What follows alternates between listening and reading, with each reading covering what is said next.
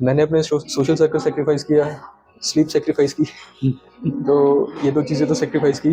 बाकी क्योंकि जल्दी अटेम्प्ट हो गया तो ऐसे बहुत ज़्यादा कुछ सेक्रीफाइस रहा नहीं। मेरा तरीका ये होता था, मैं आंसर्स लिख के उन्हें मॉडल आंसर से अपने ही चेक करता था और उसमें इम्प्रूवमेंट्स लाता था, चाहे वो कंटेंट में हो, चाहे वो प्रेजेंटेशन में हो, चाहे वो स्ट्रक्चर में हो। एक तो ये बात तो है कि प्रीलिम्स थोड़ा अनप्रिडिक्टेबल होता है, बहुत बारी रैंकर्स का भी जब वो दोबारा रिपीट देते नहीं क्लियर हो पाता, क्योंकि वो 15,000 ही सिलेक्ट होने हैं, चाहे वो जितने मर्जी बच्चे जितने मर्जी कैंडिडेट्स वो प्रीलिम्स लिखें। ये फैक्टर तो एक है, बट अपने चांसेस इंप्रूव करने के लिए मेरे हिसाब से hi everyone, welcome to student. ये पॉडकास्ट की सीरीज टॉपर की चल रही है, जिसमें जितने भी टॉपर इस बार के हैं उनको मैं फीचर कर रहा हूँ ताकि आपको वैल्यू मिलता है। सर, सबसे पहले स्वागत है आपका। सर, रंगत थैंक सर, यू। क्या फीलिंग है? रिलीव्ड फील कर रहा हूँ और खुश फील कर रहा हूँ कि इतनी लंबी जर्नी, मतलब वैसे अगर देखा जाए तो सेकंड ईयर अटेम्प्ट था, बट फिर भी 3 साल की जर्नी थी, तो फाइनली एक उसका एक रिजल्ट आया। ग्रेजुएशन में डिसाइड था कि यूपीएससी करना है, कोई इंसिडेंट था कि यार ये सिचुएशन घटी उसके बाद मैंने डिसाइड किया? ग्रेजुएशन में थोड़ा क्योंकि एक्सपोजर ज़्यादा हो गया है सब्जेक्ट से, क्योंकि ये ह्यूमैनिटीज़ के सब्जेक्ट होते हैं, तो उनका तो उससे थोड़ा थोड़ा लगने लग गया था कि maybe I can go for it. बाकी एक हमारे एलुमनस थे, उनसे मिला था, तो उनके बाद मैंने सोचा था कि I can try for it. ठीक है। जो विलेज से बच्चे हैं, ठीक है, गांव से आते हैं, उनको लगता है कि इसमें एलिट क्लास के लोग पास होते हैं, उनको प्रायोरिटी मिलती है, उनका जल्दी सिलेक्शन होता है। आपको लगता है? देखिए, जो यूपीएससी है वो कुछ क्वालिटीज आप में वो ढूंढ रहा है। हम्म। जो भी वो क्वालिटी इनकलकेट कर लेगा, जैसे हम ऑफिसर लाइक क्वालिटीज अगर नो कहें, डाउट, तो बिल्कुल सर। जो भी वो इनकलकेट कर लेगा उनकी सिलेक्शन के चांसेस इंप्रूव होते हैं। वो डिपेंड नहीं करता कि वो किस क्लास से हैं। बिल्कुल। अगर विलेजर्स भी अगर वो क्वालिटीज इनकलकेट करते हैं तो वो भी डेफिनेटली जल्दी सिलेक्ट हो सकते हैं। आपके आसपास घर में कोई सिविल सर्वेंट है? नहीं, मैं मेरी फैमिली में मेरे नोन्स में आज पहला ही हूँ जो सिविल सर्विसेज में। पहला ही? कहाँ से आप आते हैं सर? मैं दिल्ली से ही हूँ, बट मेरी स्कूलिंग लुधियाना से है। लुधियाना। ठीक है। अब माहौल सर, लोग कई बार माहौल की बात करते हैं कि मुझे ग्रुप स्टडी करना चाहिए, सिंगल पढ़ना चाहिए, या किसी कोचिंग में जाकर पढ़ना चाहिए। ठीक है।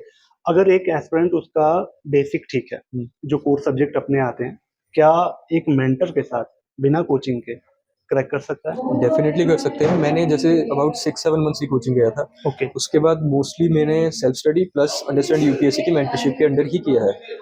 एट द एंड क्योंकि आपने मेहनत खुद ही करनी है, प्रैक्टिस आपने खुद करनी है, क्वेश्चंस आपने खुद लिखने हैं, तो वो आपको खुद ही करना है, वो कोई कोचिंग नहीं करवाएगी आपके हाथ पकड़ के। तो mentor is more important then coaching. ठीक है। आप अपने डे को कैसे ऑप्टिमाइज करते थे सब्जेक्ट रोटेशन को लेके?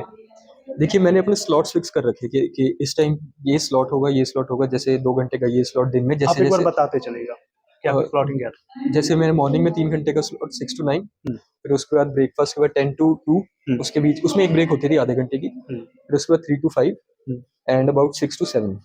तो ओके। ऐसा मैंने स्लॉट रखे हुए थे, तो उनमें मैं डिपेंडिंग अपॉन मेरे को आंसर राइटिंग करनी है, मेरे को अपना ऑप्शनल करना है, करंट अफेयर्स तो करनी थे, तो वो तो एक फिक्स था ही स्लॉट। तो डिपेंडिंग अपॉन मेरे को क्या चीज़ करनी है, तो मैं उनको रोटेट करता रहता था। ओके। मैं वैसे जो प्लान करता था अबाउट 11.5 साढ़े 11 घंटे के अराउंड मेरा बन जाता था दिन का, बट अगर मैं 7 या 8 घंटे भी निकाल पाता था, पढ़ाई अच्छे से कर पाता था, तो मैं ये नहीं कहता था कि मेरा दिन खराब गया। सो 7-8 आवर्स वाज कि इट्स अ गुड। अच्छा, जब आप अपने कॉलेज में थे तभी से अपनी प्रिपरेशन स्टार्ट कर दी थी, और प्रिपरेशन का फेज क्या रहा, मतलब कैसे स्टार्टिंग आपकी रही? मैंने अपना ऑप्शनल स्टार्ट किया था फाइनल सेमेस्टर में। हमारे 4 साल होते हैं तो 8 सेमेस्टर, जो फाइनल सेमेस्टर था तब मैंने अपने ऑप्शन स्टार्ट किया था, और कॉलेज के दौरान सिर्फ इतना ही था। उसके बाद जब ग्रेजुएशन खत्म हो गई थी तब मैंने अपनी प्रॉपर तैयारी जीएस वगैरह स्टार्ट किया था। अच्छा, ऑप्शनल आपका सब्जेक्ट क्या था, और ऑप्शनल आपने कैसे डिसाइड किया? क्योंकि बहुत सारे ऑप्शनल है, सब कहते हैं कि मतलब ये ऑप्शनल अच्छा है, इसमें नंबर ज्यादा आते हैं, तो कैसे आपने ऑप्शनल अपना डिसाइड किया? मेरा ऑप्शनल फिजिक्स था। मैंने अपने बैकग्राउंड को ध्यान में रखते हुए अपना ऑप्शनल डिसाइड किया था। मेरे फिजिक्स में 12th में भी अच्छे नंबर थे और मेरे को सब्जेक्ट भी पसंद था, तो उसके साथ साथ मैंने पीवाईक्यूज देखे और सिलेबस देखा, तो उनके बेसिस पे मेरे को फिजिक्स ठीक लगा, तो मैंने अच्छा, सिलेक्ट आपको किया। क्या लगता है, क्योंकि ऑप्शनल का काफी बड़ा रोल रहता है यूपीएससी में, तो आपको आप अपने हिसाब से बताइए कि ऑप्शनल कैसे डिसाइड किया जाए? अगर कोई छात्र डिसाइड करना चाहे तो ऑप्शनल, मान लीजिए उसको 2-3 सब्जेक्ट ऐसे हैं कि हाँ, मतलब दोनों तीनों में पकड़ उसकी सेम है, तो वो कैसे डिसाइड करे नहीं ये ज्यादा बेटर है? देखिए, अगर पकड़ सेम है तो सिलेबस और पीवाईक्यूज देखिए, एक पहला पैरामीटर वो होगा, और सेकंड अपना इंटरेस्ट देख लें कि जिसमें आप कॉन्फिडेंटली तैयारी कर पाएं, क्योंकि ऑप्शन को कंप्लीट करने पे इस चीज़ का बहुत मैटर करता है कि आपको कितना कॉन्फिडेंस है सब्जेक्ट पे। अगर आप कॉन्फिडेंट होंगे सब्जेक्ट पे तभी आप उस पर लगातार मेहनत करते रहेंगे। आई थिंक ये एक पैरामीटर मेरे हिसाब से होना चाहिए। अच्छा, बात करें जीएस की सब्जेक्ट की, तो आपकी स्टार्टिंग कैसे रही? मतलब गाइडेंस कैसी रही? किस तरीके से सीधे आपने एनसीईआरटी या बुक्स वगैरह स्टार्ट कर दिया पढ़ना, या किसी के थ्रू आप जुड़ के फिर वहां से स्टार्ट करी अपनी तैयारी? नहीं, मैंने अपने थर्ड ईयर में 1-2 एनसीईआरटीज़ पढ़ी थी, बट उनको वहीं पे छोड़ दिया था। उसके बाद मैंने जो इंस्टीट्यूट मैंने जॉइन किया था, जो मैं कुछ महीने के लिए गया था, वहाँ पे जो बुक्स मिली थी मैंने वही पढ़ी थी। तो जीएस का स्टार्ट करने का मेरा यही तरीका था। मैंने जो बुक्स स्टैंडर्ड बुक्स हैं वही पढ़ी थी, उनको रिवाइज़ किया बार-बार, नोट्स बनाए, तो वही था मेरा। ओके, अगर फ़िल्म्स के फेज की बात करें, तो फ़िल्म्स के लिए आपका क्या शेड्यूल रहता था? कैसे आप अपनी फ़िल्म्स की तैयारी आपने की थी? फर्स्ट प्रीलिम्स मेरा क्लियर नहीं हुआ था, तो उसमें भी मेरा और सेकंड में भी एक चीज़ जो कॉमन रही थी वो थी मैं टेस्ट सीरीज़ बहुत लगाता था, mock test, not to check my marks but to check my knowledge कि उसमें मेरे को क्या-क्या चीज़ें मिस हैं। तो वो मैं लगाता था। सेकंडली मैंने मल्टी जो सेकंड प्रीलिम्स मेरा 2024 में क्लियर हुआ, उसमें मल्टीपल रिविजन्स पे बहुत ध्यान दिया था। मैंने 3 से 4 रिविजन्स की थी और साथ के साथ मॉक टेस्ट, ताकि मेरे को पता लगता रहे मैंने अगली रिविजन में कैसे अपने आप को इम्प्रूव करना है। अच्छा, टेस्ट सीरीज की बात करें, बहुत सारे छात्रों के साथ दिक्कत ये रहती है कि टेस्ट सीरीज लगाते हैं, जैसे आपने बताया मतलब नंबर कम आ रहे हैं, तो कहीं ना कहीं लगता है कि लग रहा है हमें हमारी तैयारी उतनी अच्छी नहीं है कि हम मतलब ये वाला आगे आने वाला एग्जाम अच्छे से दे पाएंगे। तो उसको उस समय अपने आप को कैसे मोटिवेट करें कि मतलब एग्जाम में हमारा अच्छा हो जाएगा? देखिए, आप अपने आप को एक ऑब्जेक्टिव क्राइटेरिया रखिए टेस्ट करने का, और वो आपका ऑब्जेक्टिव क्राइटेरिया होगा पीवाईक्यूज। अगर आप पीवाईक्यूज सॉल्व कर पा रहे हैं, उनको अच्छे से, जो प्रीवियस ईयर क्वेश्चंस है, इवन फुल लेंथ भी अगर लगा के उसमें अच्छे नंबर आ पा रहे हैं, तो आप कॉन्फिडेंट रहिए कि आपके चांसेस अच्छे हैं।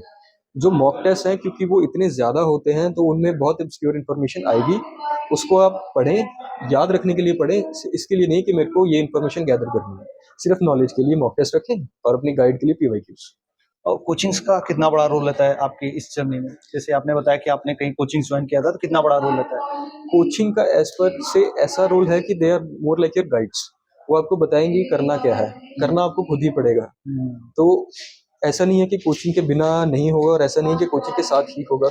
इट्स मोर लाइक कि जो चीज़ें वो बता रहे हैं, एनी कोचिंग या एनी मेंटर भी, मोर मोर इम्पोर्टेंटली मेंटर, जो वो बता रहे हैं अगर आप वो कर रहे हैं वो इम्पोर्टेंट है। जैसे आपने बताया कि आपने जब पहला अटेम्प्ट दिया था, नहीं हो पाया था, तो कई सारे छात्रों के साथ ऐसा होता है, क्योंकि बहुत सारे छात्र एग्जाम देते हैं और उसमें से कुछ ही सिलेक्ट हो पाते हैं मेंस के लिए।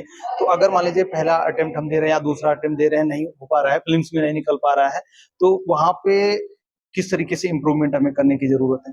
देखिए, एक तो ये बात तो है कि प्रीलिम्स थोड़ा अनप्रेडिक्टेबल होता है। बहुत बारी रैंकर्स का भी जब वो दोबारा रिपीट देते हैं, नहीं क्लियर हो पाता, क्योंकि वो 15,000 ही सिलेक्ट होने हैं, चाहे वो जितने मर्जी बच्चे, जितने मर्जी कैंडिडेट्स वो प्रीलिम्स लिखें। ये फैक्टर तो एक है, बट अपने चांसेस इंप्रूव करने के लिए मेरे हिसाब से स्टैटिक सबसे ज़्यादा इंपॉर्टेंट है। उसकी मल्टीपल रिविजन्स करें और साथ में करंट अफेयर्स को अपडेट रखें। अच्छा, मेंस के लिए कुछ आप बताना चाहेंगे, मेंस की किस तरीके से तैयारी करनी चाहिए और आंसर राइटिंग वगैरह का कितना बड़ा योगदान रहता है? आंसर राइटिंग सबसे ज़्यादा इंपॉर्टेंट है। देखिए, इस एग्ज़ाम में ऑब्जेक्टिव पैरामीटर्स यही हैं, आप आंसर कितना अच्छा लिख पा रहे हैं और आप एमसीक्यू पे सॉल्व कर पा रहे हैं। तो आंसर राइटिंग तो सबसे इंपॉर्टेंट है। रिवीजन, लोग कहते हैं कि रिवीजन करें या आंसर राइटिंग करें, सबसे इंपॉर्टेंट आंसर राइटिंग है। तो वो तो करनी ही है।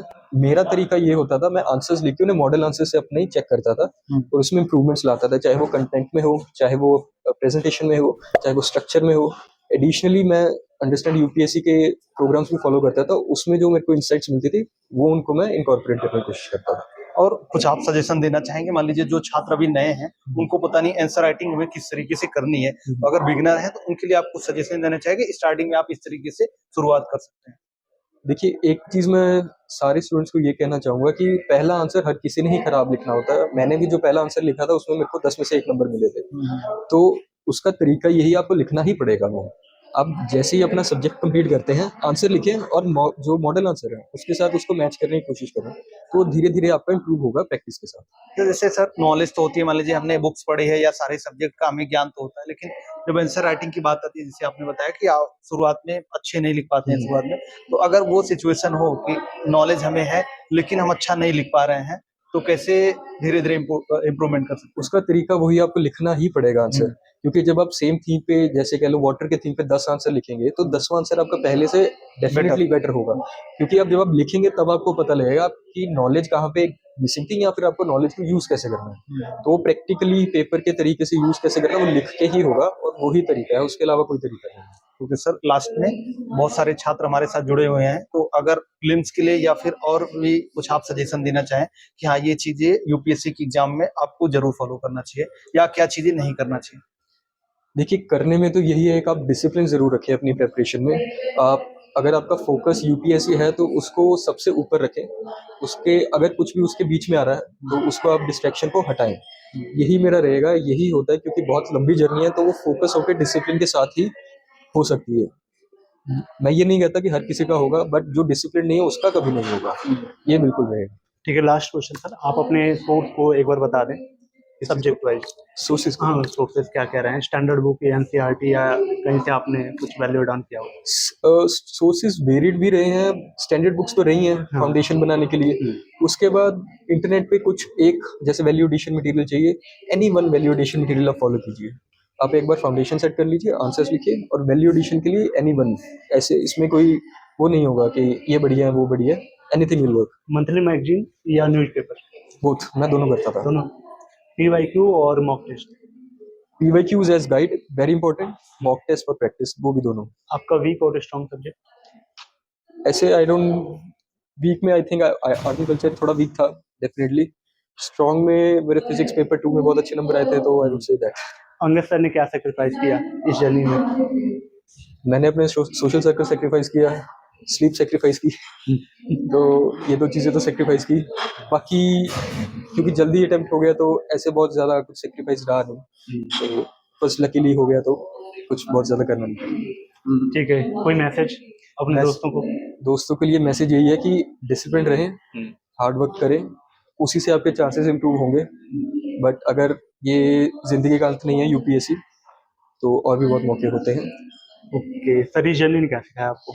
इस जर्नी ने डिसिप्लिन ही सिखाया है कि अगर आपका गोल अगर आपको अचीव करना है तो उसको आपको साइड लाइन नहीं हो सकता हो। उसके लिए आपको जो भी चीज़ हटानी पड़ेगी वो हटानी पड़ेगी। You have to be focused. Thank you so much sir. Thank you. Hope आपको वीडियो वैल्यूएबल लगी हो। कैसे लगी कमेंट करके बताएं। अगर कोई डाउट होगा कमेंट कर देना कि फेवरेट टॉपर से चीज़ें पूछ लूँगा। Thank you so much. Thank you so much.